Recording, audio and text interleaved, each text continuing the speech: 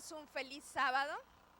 Les extendemos el saludo a todas las personas que por alguna situación están allá en transmisión. Pueden estar aquí abajo en la iglesia. Tenemos un grupo importante y querido, el cual no olvidamos. Y también a todos los que en sus casas o trabajos o por alguna situación te encontraste con esta señal, también recibas una cordial bienvenida en este día tan especial porque es el día del Señor. Y estamos muy contentos. La clase aquí, ¿cómo se encuentran, hermanos? ¿Bien? ¿Más o menos? Hubo en Monterrey, que es donde estamos transmitiendo, hubo hielo, nieve, calor, frío, todas las estaciones en una semana, pero así es Monterrey. Entonces, ¿vieron la Sierra Madre? El miércoles yo regreso de Montemorelos, toda la Sierra Madre, toda. Lo que ustedes vieron aquí del Cerro de la Silla estaba parejito en todo el camino, así que fue un espectáculo para disfrutar y le agradecemos a Dios por ese espectáculo, pero para mañana suben temperaturas y esperemos que la temperatura del Señor descongele nuestro corazón con el mensaje que hoy repasamos en la historia de los monarcas, de la monarquía. Hermanos, esta semana iniciamos un semestre en la universidad. Yo te quiero preguntar, ¿cuánto tú estarías dispuesto a pagar por un libro? Díganme un número. 1,000 pesos. ¿Más o menos? O saco copias como buen estudiante. A mí me dijo un muchacho, 1,800 por un libro de anatomía humana. Mira, qué bonito, con ilustraciones coloridas, pero lo necesito. Por eso puso a la abuelita a que le apoyara. 1,800. ¿Alguien pagaría más? Saben que en el mundo de la medicina los libros son muy caros. Tú vas a un congreso y se te van los ojos de todos esos libros y tú ves precio 3,000, 5,000 o más. Y esta semana que regreso a mi oficina me encontré con una grata sorpresa. Una pila de libros nuevos. No los pedí, me los puso ahí el director. Y exactamente del proyecto que tenemos. Así que me fui llena de libros y me regresé con más libros. Y todo les digo esto, hermanos, porque la Biblia es el gran libro de texto de Dios. Es el gran educador. Contiene la ciencia de todas las ciencias. La ciencia de la salvación. Y no sé si tú has valorado lo que es tener una Biblia en tus manos. Porque si vas a la historia, gente por tener un trozo de la Biblia era objeto de persecución, de que te metieran a la cárcel o incluso que te pudieran quitar la vida. Así que la Biblia, el gran texto de Dios, es ese libro que vamos a abrir con esa humildad.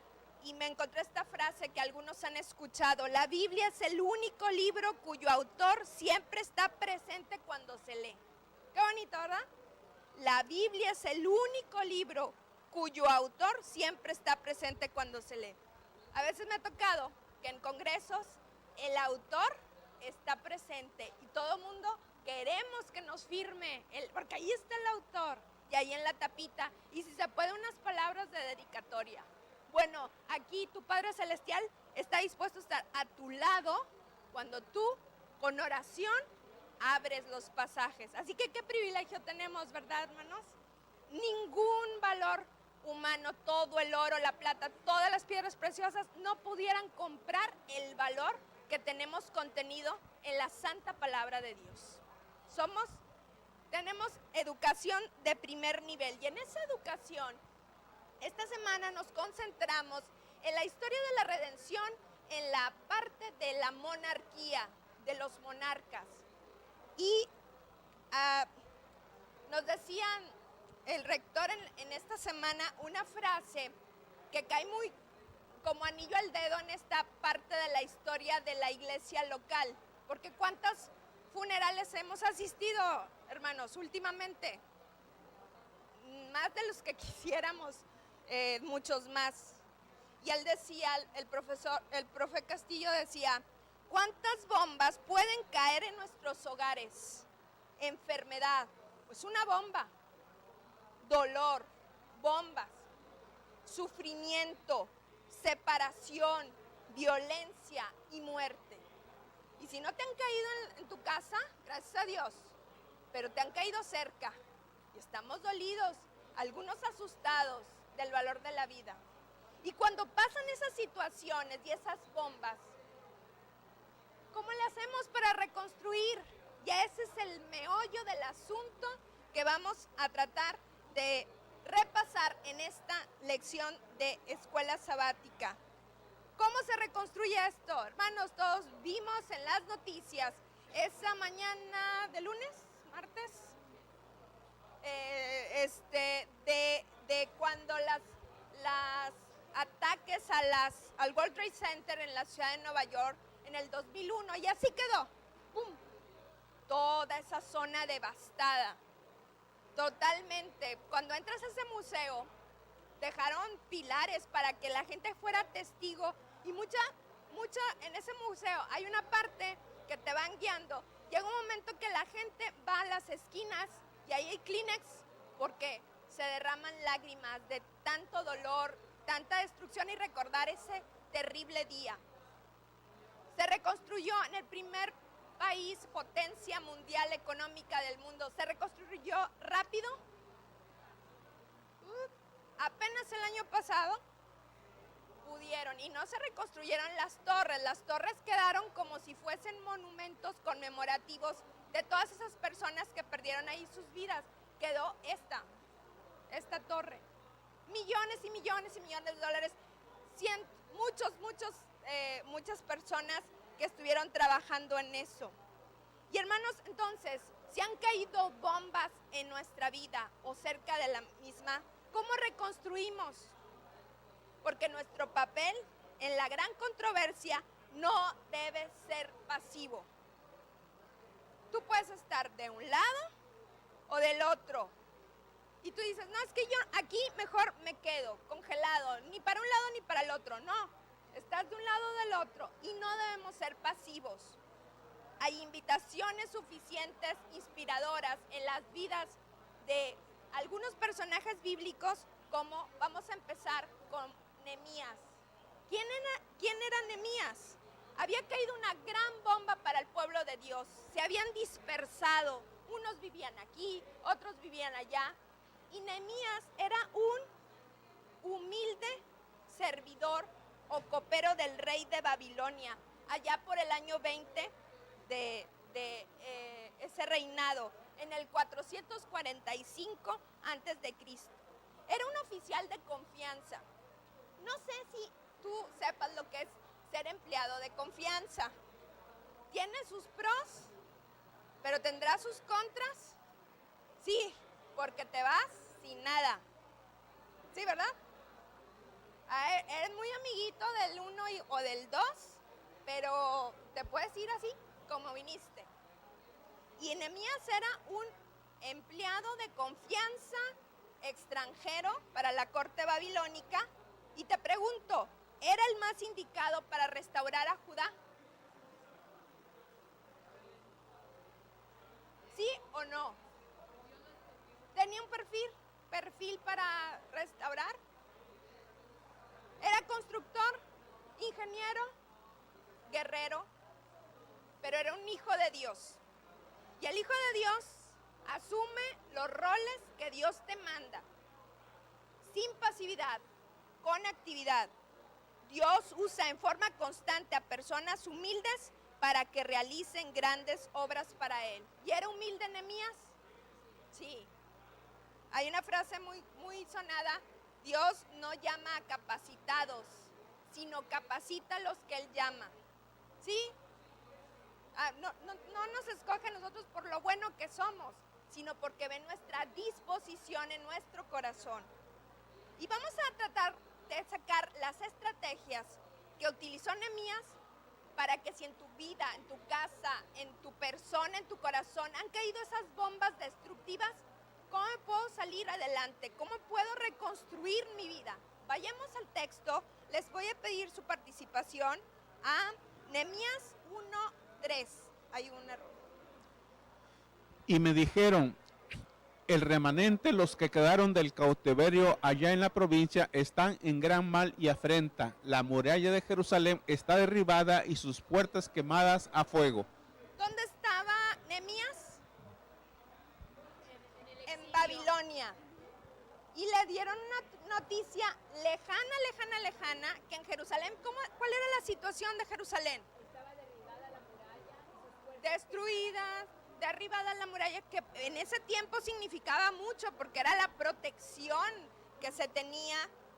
Y podía haber dicho Nehemías, qué lástima, pobrecitos, voy a orar por ellos y tan. Cierro el carpetazo de mi actividad. ¿Podía haber dicho eso? sí. Fácil. Yo estoy a gusto, soy empleado de confianza, aquí tengo comidita, estoy seguro, estoy cómodo. Pero miren lo que le pasó. Y hermanos, aquí dice la triste situación. Y aquí es donde nosotros nos podemos mover hacia dos lados. Tenemos que hacer decisiones y escoger. ¿Qué quiero, Señor? Aquí está una situación. ¿Puedo ayudar en esta situación? ¿Soy útil? ¿En qué forma soy útil? Y algo que nunca se nos debe de olvidar, que Nehemías no olvidó, fue que estamos al servicio de Dios, no de los hombres. ¿La causa de quién es? De Dios, no de las personas. Porque cuando tú empiezas a ver, a mí me ha pasado que dices, ay, con este no puedo trabajar, con esta persona no puedo trabajar.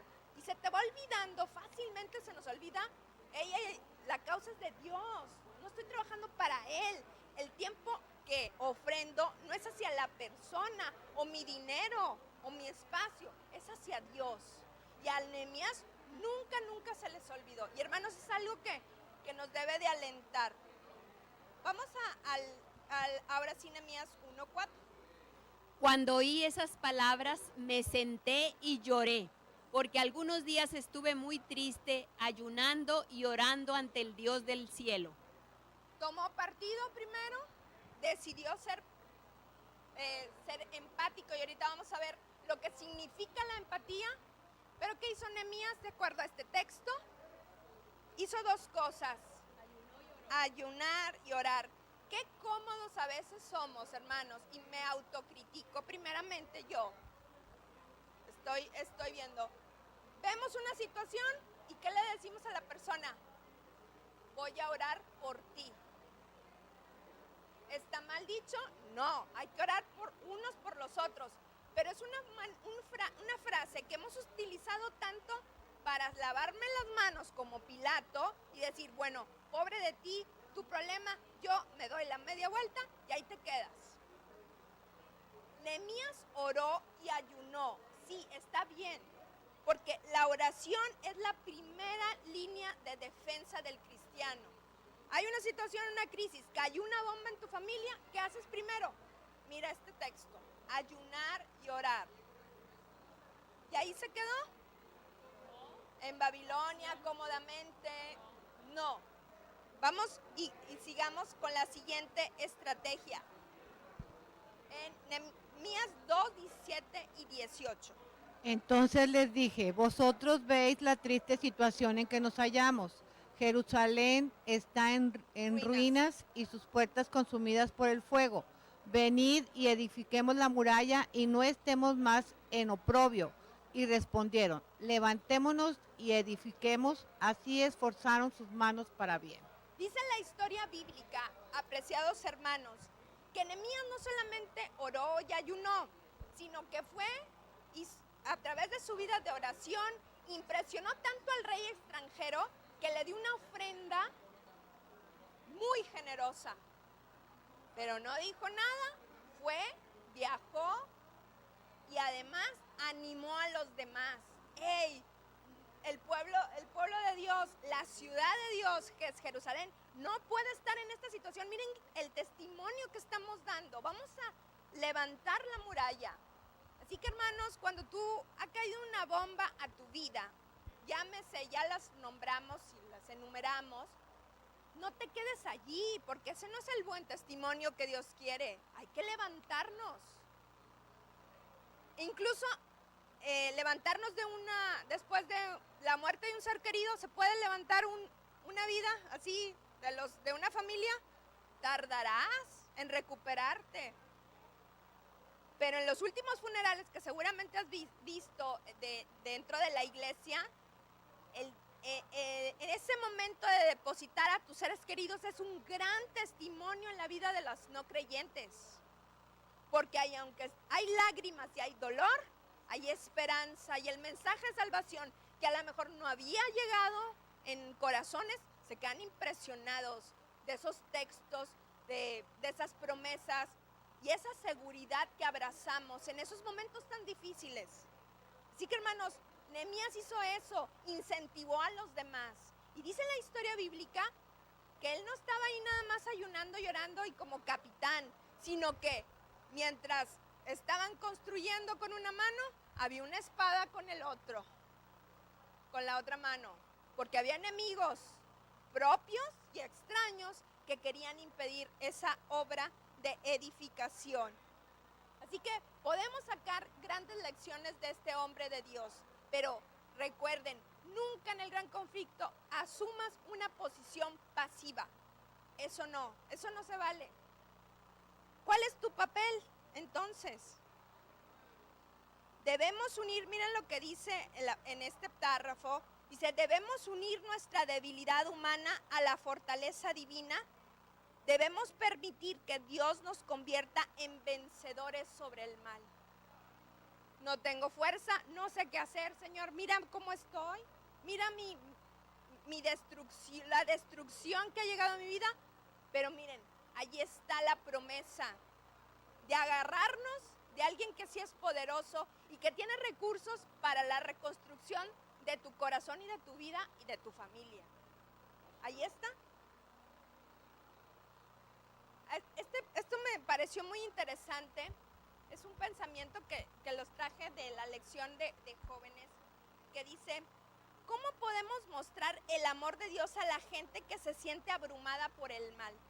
¿Qué le dices? Voy a retomar el ejemplo. ¿Qué le dices a la persona que está allí depositando a su ser querido en la tumba? ¿Qué es la frase que más se oye en un funeral? Ánimo, lo siento mucho, te acompaño en tu dolor. ¿No has dicho eso? Y es que somos tan cortos de recursos, hermanos. Lo más que podemos mostrar en esos momentos es la empatía. Y vas al diccionario y la empatía es la participación afectiva de una persona en una realidad a nivel sentimental. Hasta ahí llegamos, no podemos ayudar más. ¿Qué quisiéramos? Meternos en el corazón de esa mamá que deposita un hijo o de la viuda que deposita un esposo. Hay cuadros tan tristes que nos ha tocado ver. ¿Y qué le dices? Pues llego hasta la empatía. O sea, te acompaño sentimentalmente. Pero miren por qué no nos debemos de quedar cortos en esto del gran conflicto. Porque dice Isaías 53:4, ¿qué dice? Él llevó nuestras enfermedades y sufrió nuestros dolores. ¿Quién? Jesús. Jesús no nos muestra empatía sentimental. Si yo te acompaño en tu dolor, viudo, doliente. No. Es más allá, Él cargó. Miren esta frase, dice, Jesús no quiere eliminar el pecado para limpiar su nombre, sino para que nuestro dolor desaparezca. Cuando observo el gran conflicto desde esa perspectiva, puedo sentirme seguro sabiendo que Jesús desea destruir el mal de una vez por todas, precisamente por mi causa. Él llevó el dolor del pasado, del presente y del futuro. Por eso esos momentos en la cruz fueron tremendos, hermanos. Porque no eran sentimientos lo que Jesús cargó, era el dolor. Imagínense cuántos funerales, cuánto dolor hay en el mundo y Él lo cargó. Por eso tenemos un Salvador que no nos muestra empatía, sino sino que cargó, es algo que tal vez nuestra mente y nuestra capacidad no alcanza a vislumbrar. Pero cuando una persona que tú conozcas, que está pasando momentos tan terribles como este, y tú le dices, te acompaño en tu dolor, pues porque no puedes hacer más, pero además le llevas la esperanza de la salvación, allí estás haciendo el gran trabajo misionero, porque lo estás llevando a que se apropie de esta promesa, de alguien que sí cargó con el dolor de esa persona y que está haciendo todo para que ese dolor de una vez por todas desaparezca. Y va a ser hermoso la segunda venida de Cristo, porque imagínate cuántas familias se van a abrazar ese día. Yo creo que es de lo más maravilloso que vamos a ver, ¿verdad? Cuando el ángel guardián le dé el bebé, el niño, a la mamá.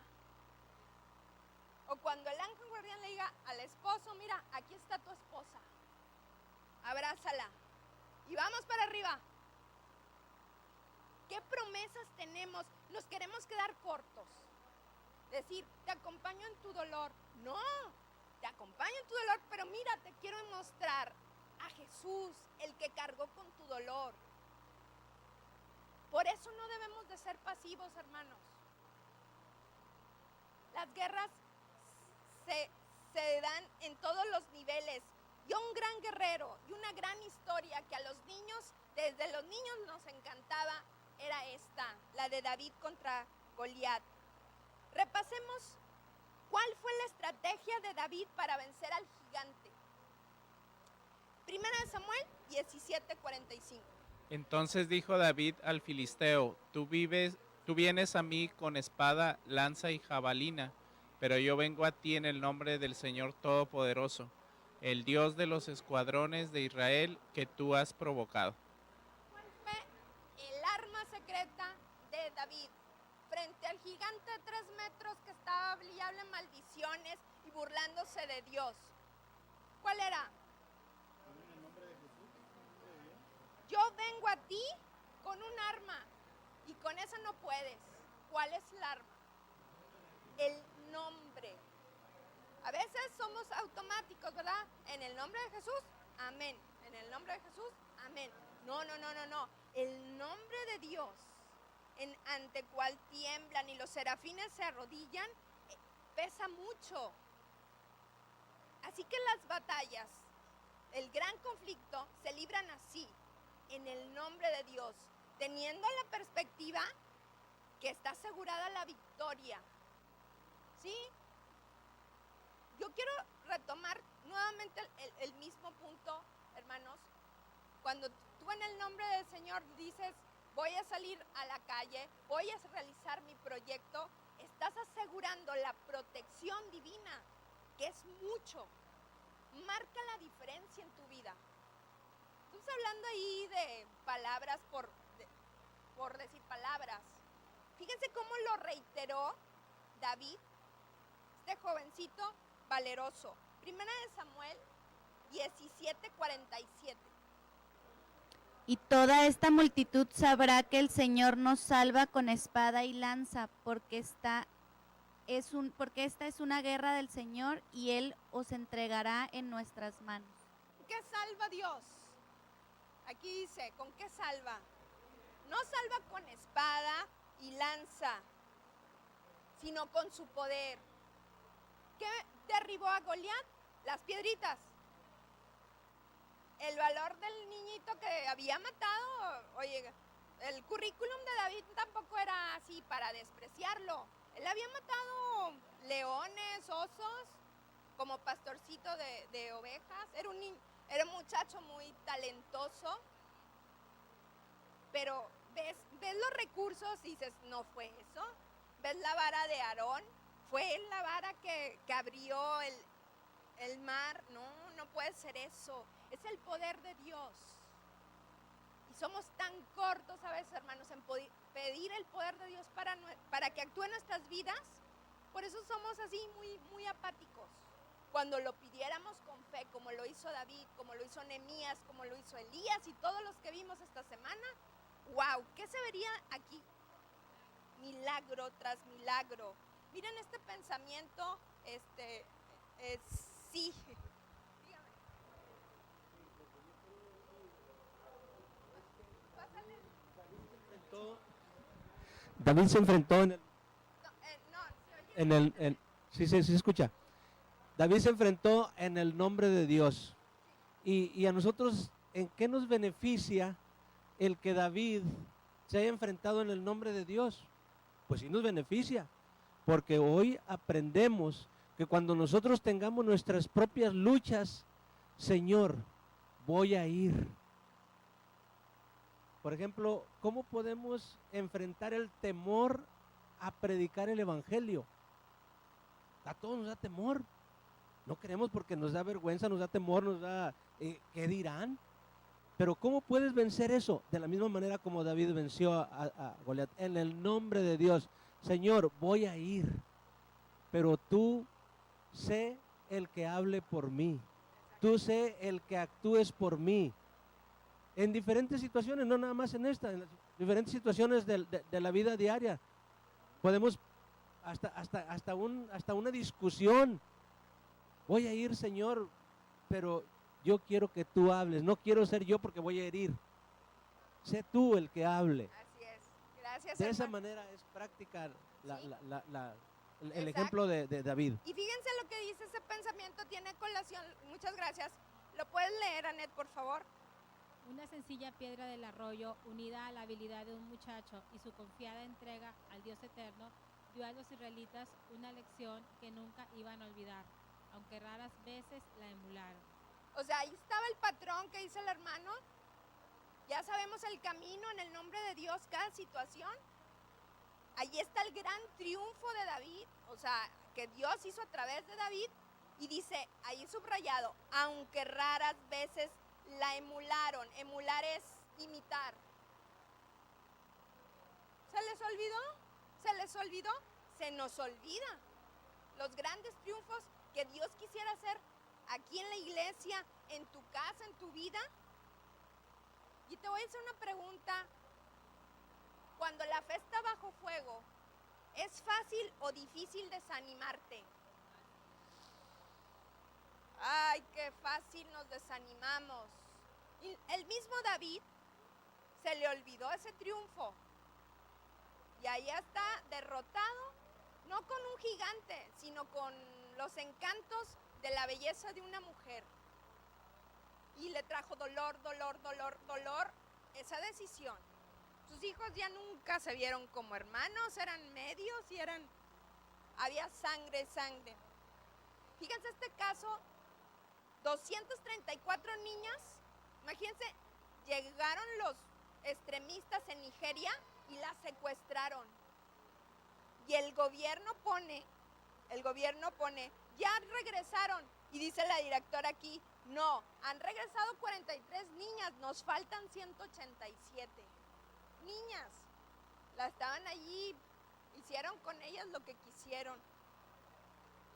A veces la fe se pone bajo fuego y es difícil. Y una de esas niñas sobrevivientes contó que mientras estaban ahí en el tren donde se las llevaron, a ese gran grupo, ella dijo, yo soy cristiana y voy a orar. Y les invito a orar por esta situación. Cuando se dieron cuenta que era un secuestro, casi la apedrean las compañeritas.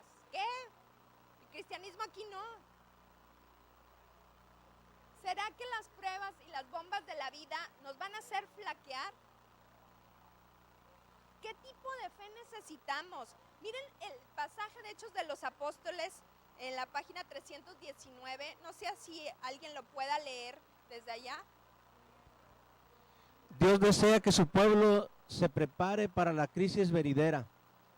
Esté preparado o no, tendrá que afrontarla. Necesitaremos valor, firmeza y conocimiento de Dios y de su palabra. Se requerirá la más firme confianza, el más heroico propósito para conservar la fe. Y hermanos, si pusiéramos como un tanque de gasolina y autoanalizamos la situación personal, ¿en dónde estoy? ¿Cómo está mi fe? ¿Una fe así? De valor, firmeza, conocimiento de Dios, de su palabra. ¿La fe más firme la tengo? A veces nos falla, o muchas veces. Miren este punto. Elías, como último punto, todos los grandes acontecimientos y demostraciones que Dios hizo a través del ministerio del gran profeta Elías estaba relacionado con el elemento fuego. ¿Recuerdas? Cuando hizo esta pregunta, ¿hasta cuándo vacilaréis entre dos opiniones? Le dijo a todos los rebeldes de Israel. Si el Señor es Dios, pues hagan decisiones. Y si Baal, pues id en pos de él. Y ahí estaba la situación, 2 altares mojados.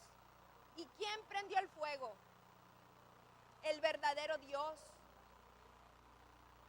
Pero no te puse esa figura, si te fijas, porque regresa. Y la historia de Elías termina en esta tierra, como si fuese un episodio, ¿con qué? Carros de fuego. ¿Dónde está Elías? En el cielo, representando a todos los que ojalá estemos vivos cuando Jesús venga otra vez.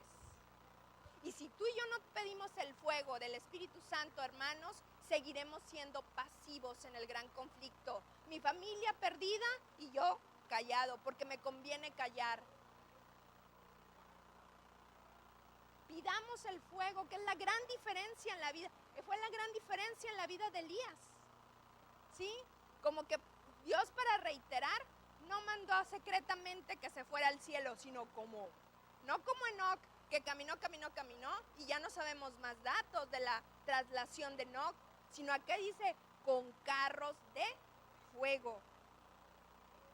Pidamos, ¿no quieren pedir ya fuego en la vida de cada uno de nosotros? Que se vea la presencia de Dios, el sello de Dios en cada momento. Y terminamos con este pensamiento hermoso que dice así: cuando el pueblo de Dios llegue al punto de tener el mismo espíritu que tuvo Elías, cuando sea tan ferviente, tan activo, tan valiente, tan dispuesto a perseverar en oración, tan intrépido frente al peligro y tan ansioso de responder a las invitaciones del Señor, entonces se terminará todo esto prestamente, rápido. ¿Por qué no ha venido Jesús? Porque no somos como Elías. Y como era Elías, vamos a estudiar su historia y a pedir ese espíritu que Eliseo, el sucesor, dijo: yo quiero doble porción de lo que tenía Elías. Así que, hermanos, la fe va a estar bajo fuego. Pidámosle a Dios estar de pie y ver su rostro y llevar a muchas personas para la causa de Cristo. ¿Les gustó este mensaje hermoso? Hermoso de cada uno de estos hombres y mujeres inspirados. Dios les bendiga y que esta semana sea de éxitos para la causa de Dios.